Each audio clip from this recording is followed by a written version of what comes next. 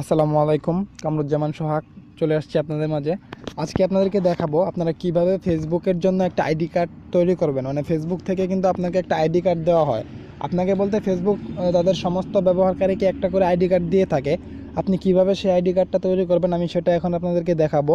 তবে তার আগে আমি আপনাদেরকে আইডি কার্ডটা একটু দেখাই নেই। আমার এখানে আমার জন্য একটা আইডি কার্ড বানানো আছে। দেখেন, আমার আইডি হচ্ছে কামরুজ্জামান সোহাগ। এখানে আমার সব কিছুই দেওয়া আছে। দেখতে পাচ্ছেন আমার প্রোফাইল পিকচার দেওয়া আছে, আমার ফেসবুক আইডি দেওয়া আছে, আইডি নাম্বার, আমার নাম দেওয়া আছে, জন্ম তারিখ সব কিছু এখানে দেওয়া আছে, আমার ঠিকানা। এরপরে আবার দেখেন ছবি এবং আইডি কার্ডের উপরে একটা সিলও মারা আছে, জোকারবার্গের সিগনেচারও দেওয়া আছে। মানে ফেসবুক থেকে আপনাকে সম্মান হিসাবে একটা আইডি কার্ড দেওয়া হয়। সেটা আপনি কিভাবে নেবেন সেটা আমি দেখাচ্ছি। এটা নেওয়ার জন্য আপনি প্রথমে যে কোনো একটা ব্রাউজারে চলে যাবেন। আমি গুগলি ক্রোমোতে গেলাম। যাওয়ার পর আপনি অ্যাড্রেস বারে লিখবেন, গুগলিতে যাবেন, যাওয়ার পর আপনি সার্চ করবেন হচ্ছে ফেসবুক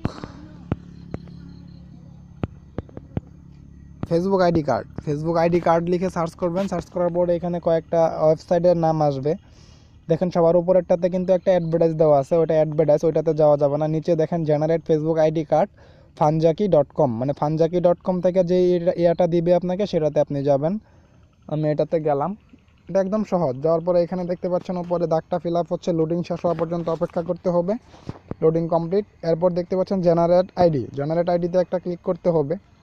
জাস্ট আমি ক্লিক করলাম, একটু সময় অপেক্ষা করতে হবে। 30 সেকেন্ডের মতো টাইম নেয় এটা, তারপরেও মাঝে মাঝে কম সময়েও হয়ে যায়। জাস্ট একটু অপেক্ষা করি, হয়ে যাবে। এটার জন্য আপনাকে কিছুই করতে হবে না, জাস্ট জেনারেট আইডিতে ক্লিক করে অপেক্ষা করবেন। অল্প একটু সময়ের মাঝখানেই হয়ে যাবে, আপনাকে একটা একটা করে লিখে করতে হবে না। দেখতে পাচ্ছেন আমার জেনারেটটা কমপ্লিট।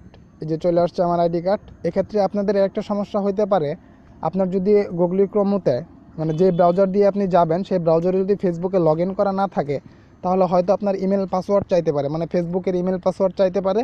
যদি আপনার ফেসবুকের ইমেল পাসওয়ার্ড চায় তাহলে ফেসবুকে আপনি যেভাবে লগ ইন করেন ঠিক সেইভাবেই লগ ইন করবেন। লগ ইন করার পরে আপনার এই ইয়াটা চলে আসবে, এই আইডি কার্ডটা আপনাকে দেওয়া হবে। তারপর আপনি এটাকে জাস্ট চাপ দিয়ে ধরে রাখবেন, সেভ ইমেজ।